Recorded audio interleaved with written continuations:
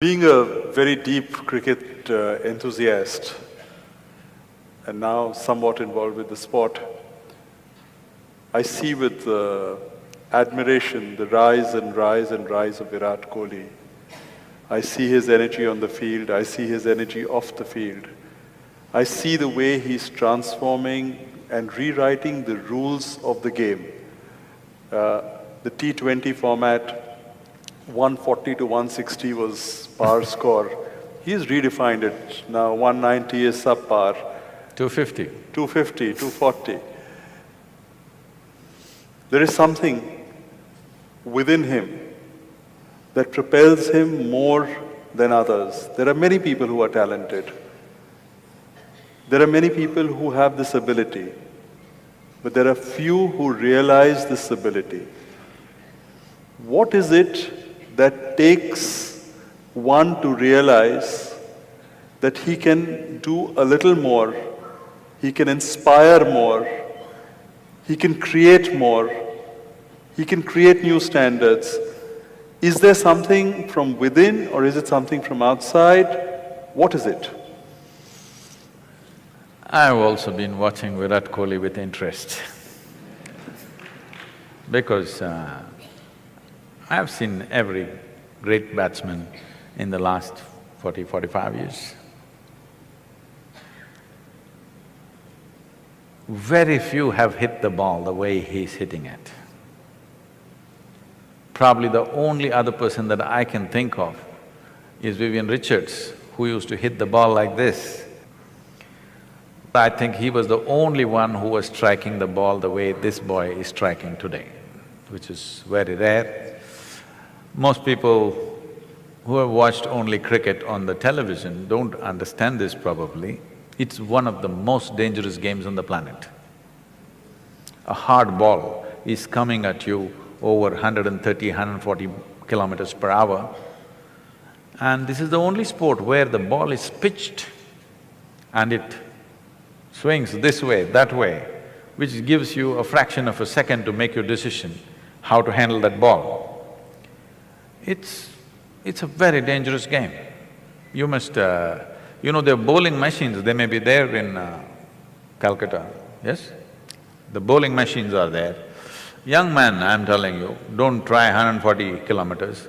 At 80 or 90 kilometers, just set the bowling machine at 90 kilometers and stand there and see how the ball comes at you.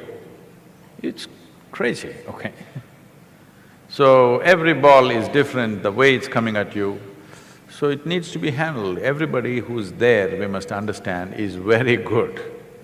They may look clumsy, they may get out for zero, but they're very good with what they're doing. But somebody stands out like this. This reminds me of… there was a motorcycle rider whose name was Kenny Roberts, who won the world championships 5 times in a row.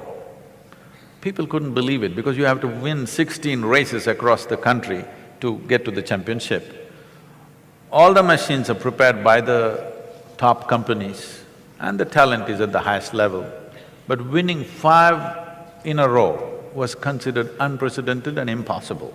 So they asked him, how do you do this?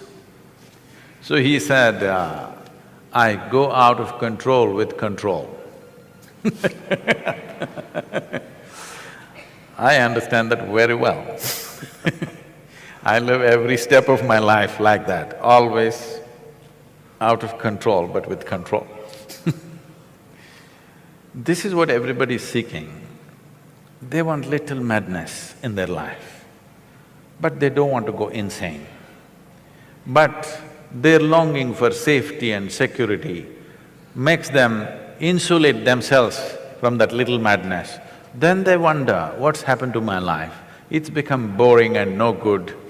They try to step out, then they get hit by something. They again build walls around them. This process is going on. So when you take an example like this, one thing is the zeal. Another thing is loving what you're doing, really loving what you're doing. That's what you want to do. Now, I think recently Virat Kohli came on the television and said, "My only problem is I get angry. I want to be like a monk," something he said, whatever, his own version of being wanting to calm. With the kind of talent he has, he is going to be a phenomenon. He's going to be a new cricketing story on the planet, not just one more player. He has the necessary ingredients. I said this when he was 17, I saw him playing in Singapore for the under-18 team or something, he was captaining that team at that time. I saw this boy playing and then only I said, this guy will go far.